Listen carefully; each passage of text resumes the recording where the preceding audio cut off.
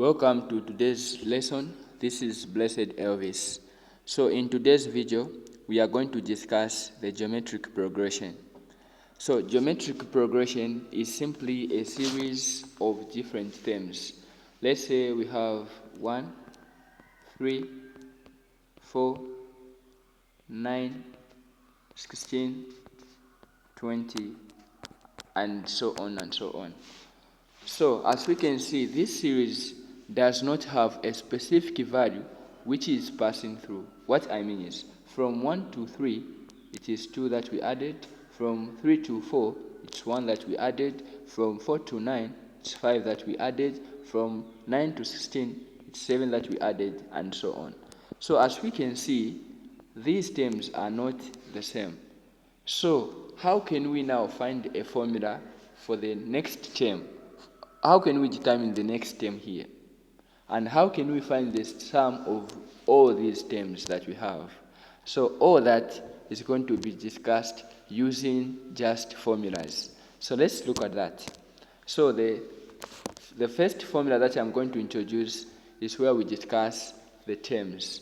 For you to find the number of terms that you have in a given geometric expression or geometric progression, we use this formula. So make sure that you write that somewhere.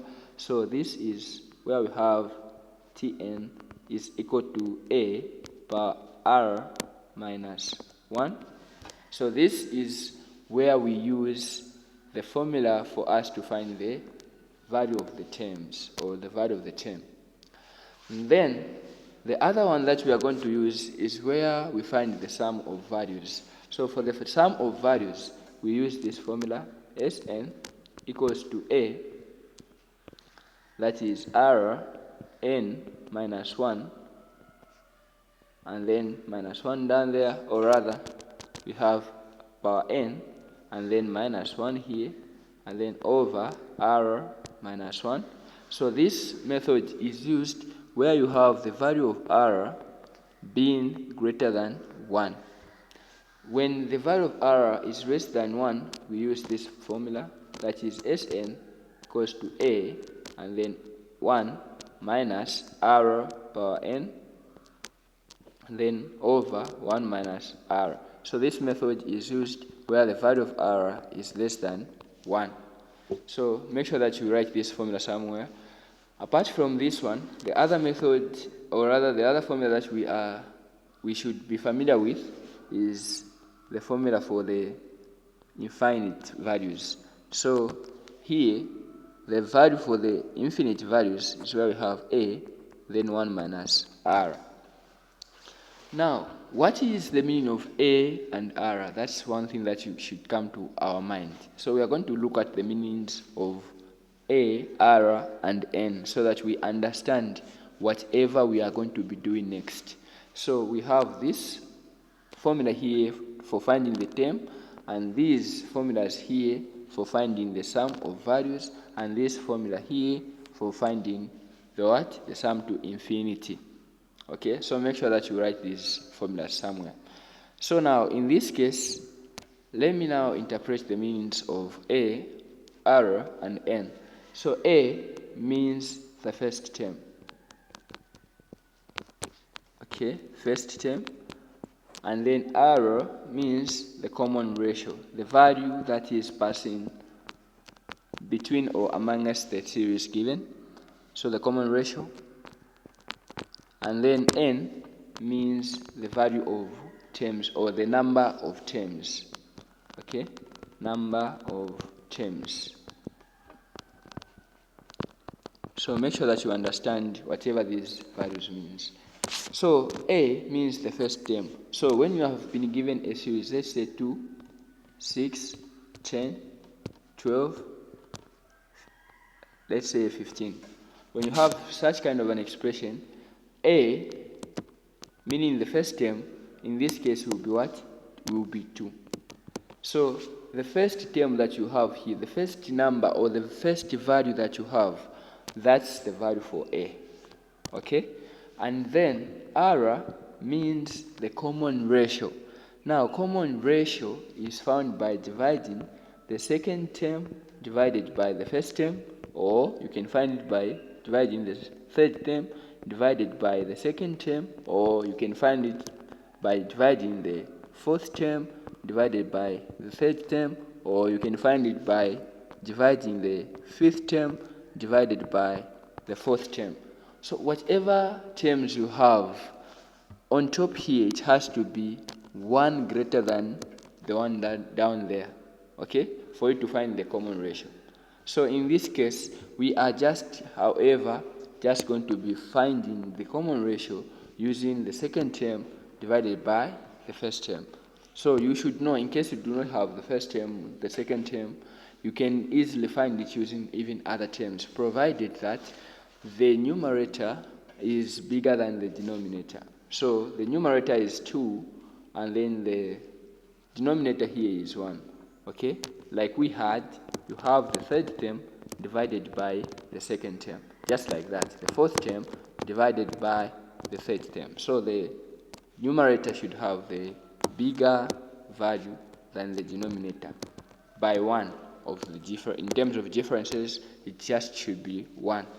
Okay, so this is how we find the first term, and this is how we find the common ratio. So in such kind of expression, let's say we have been given this one, the common ratio in this case, our first term is A, is rather 2, the second term is 6, the third term is 10, the fourth term is 12, and then the fifth term is 15.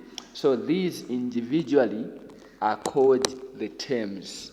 So to find the number of terms, we represent them by n. Oh, before I go there, let's find the common ratio. So the second term here we have is what? Is 6. And then divided by the first term, which is what? Which is 12. So we are going to have 2 there.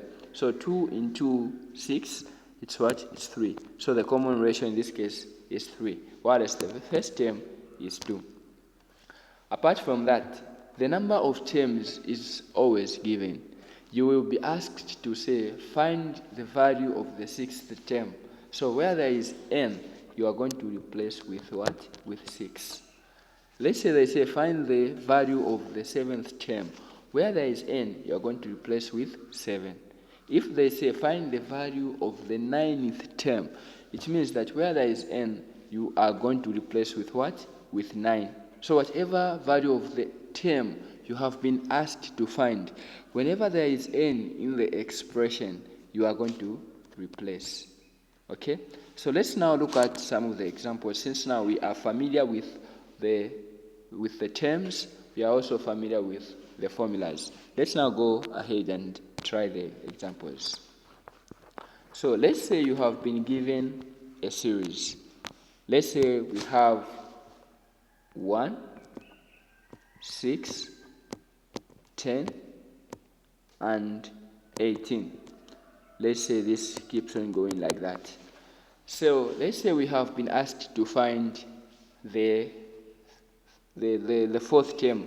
Let's assume that we do not have the fourth term. So this is the first term, this is the second term, this is the third term, and this is the fourth term. Let's prove to show if it will give us this term here, which is 18. So let's say we have been asked to say, find the fourth term. So according from the explanations done earlier, if they say find the fourth term, it means the value of n is what? Is 4. Okay? And then according to the expression we have here, our first term is what? Is a. Is 1 rather. So it's 1 here. And then the common ratio, how can we find the common ratio? The common ratio is found by dividing the second term by the first term. So the second term we have here is what? Is 6. So it's going to be 6 divided by the first term, which is 1. So it's going to be 1. Then 1 into 6, it's what? It's 6. So this is our common ratio. Now, which amongst those formulas are we going to use for us to find the term? So for us to find the terms, we have to use this formula, that is Tn equals to A R minus rather power n minus 1. So this is the formula that we use for us to find the number of terms. So where there is n, we are going to put what? 4, since we are looking for the fourth term. And then where there is a, we are going to write 1, since it's our first term. And then where there is common ratio, we are going to write what? 6. And then where there is power n, we are going to write what? We are going to write 4. So it's going to be 4 minus 1. Okay, so we are going to have 1 multiplied by, or rather here, be very much careful here when you are finding the values. You don't have to multiply this term multiplied by this. No, you first have to deal with what? The power. When you deal with the power here, then you multiply these terms down there. Okay, so let's first deal with the power. So this and this is just going to remain, and then 4 rather, multiplied by 1, or rather subtract 1, we are going to have 3, okay, and then we are going to have 1 here. It's just going to come. Even here, you don't have to multiply this first multiplied by that. You first have to deal with the power. When you deal with the power, then you replace. Then we are going to have 6 to the third power. So we know that 6 raised to power 3 means we are multiplying 6 3 times. So we are going to have 6 3 times.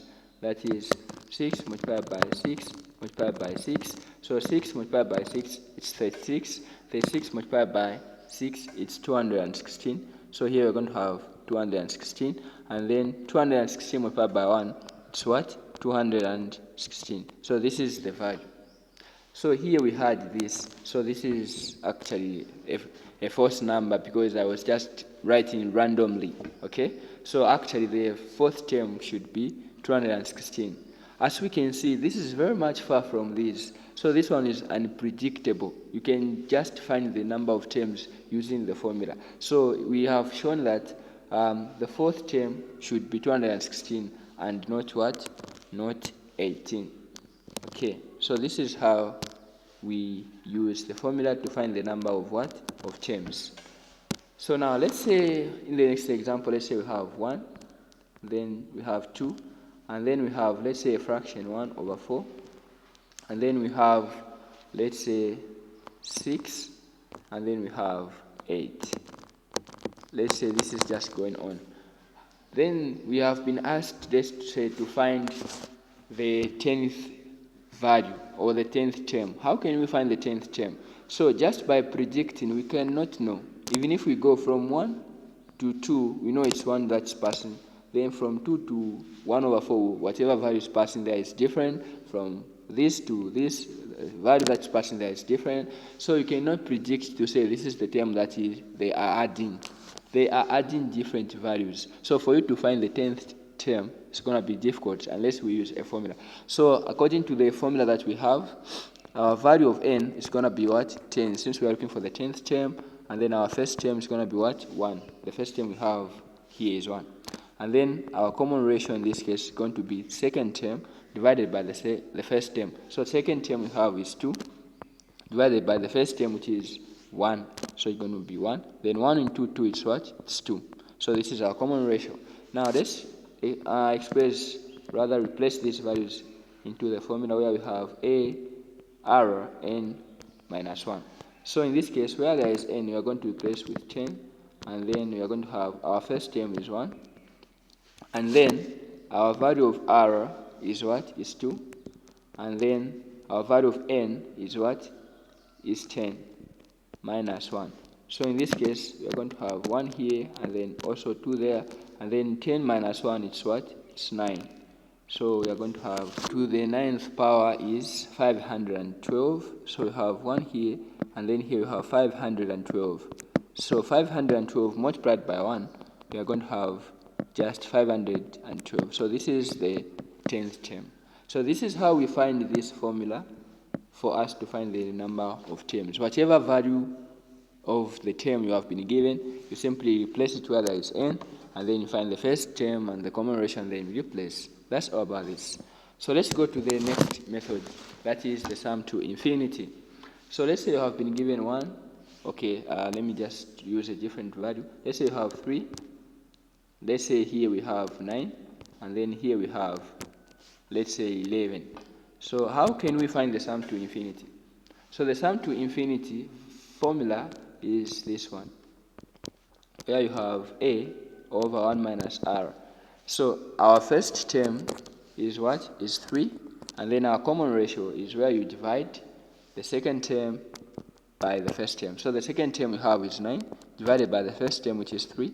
We are going to have 3 into 9. It's what? It's simply 3. So let's replace these values. So sum to infinity is going to be equal to, where we have the first term is 3 over 1 minus, where there is the common ratio which we have found, of course, is 3. And then we have 3 there, and then 1 minus 3 is negative 2. So this is the answer for the sum to infinity. So you simply find the first term and the common ratio, replace in the given expression, which of course is the formula, and then simplify the expression. That's it for the infinity. So let's look at the last formula, which we had as our sum of values. So let's say we have 5, and then we have 7, then we have 20. Okay, let's say 5, let's say maybe we have, let's say 55, and then we have, let's say 16. Or let me just use the very simple values so that it will be easier for us to express the answer. So we have this, and then we have, let's say 10. So how can we find the sum of values?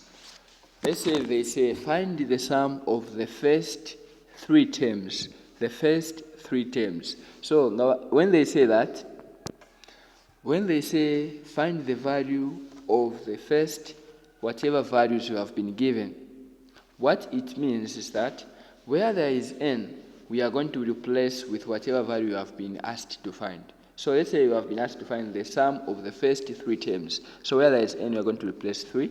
And then where there is a, we are going to replace with the first term. And then the common ratio, by now we know how we can find that. It's simply the second term, which of course is 2, divided by the first term, which is 1. And then 1 into 2 is simply 2. So these are the values that we have. So since we have found the data here, we are going to replace. Now, if we look at the value of r, the value of r is greater than 1. So since it's greater than 1, we are going to use this formula here. Sn is equals to first term, and then r power n rather, minus 1 over r minus 1.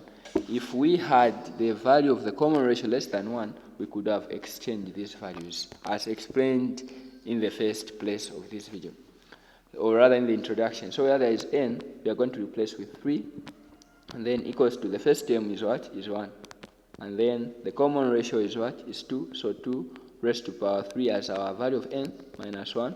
And then over, where there is common ratio, we are going to have 2 minus 1.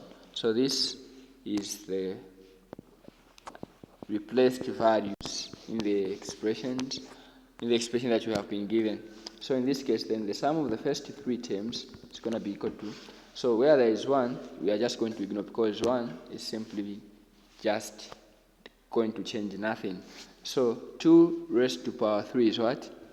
Is 8. Then 8 minus 1 here, we are going to have what? 7 over 2 minus 1 here, we are going to have 1. Then 1 into 7, we are going to have what? We are going to have 7. So this is the answer. If you remember, the terms were like 1, and then here we had 3, or rather we had 2, and then here we had, what did we have here? We had 4. So if we add these values, we are going to have 7. So this is basically how we find the sum of terms. Okay, then here we had 10.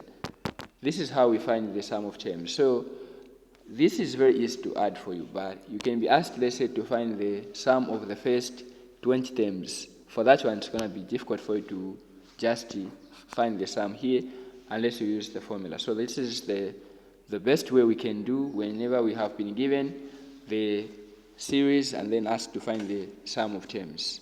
So in the next video, we are going to discuss the arithmetic progression. So make sure that you subscribe to the channel, share and like the video, so that you will be updated whenever I upload a new video such as this one. Stay blessed.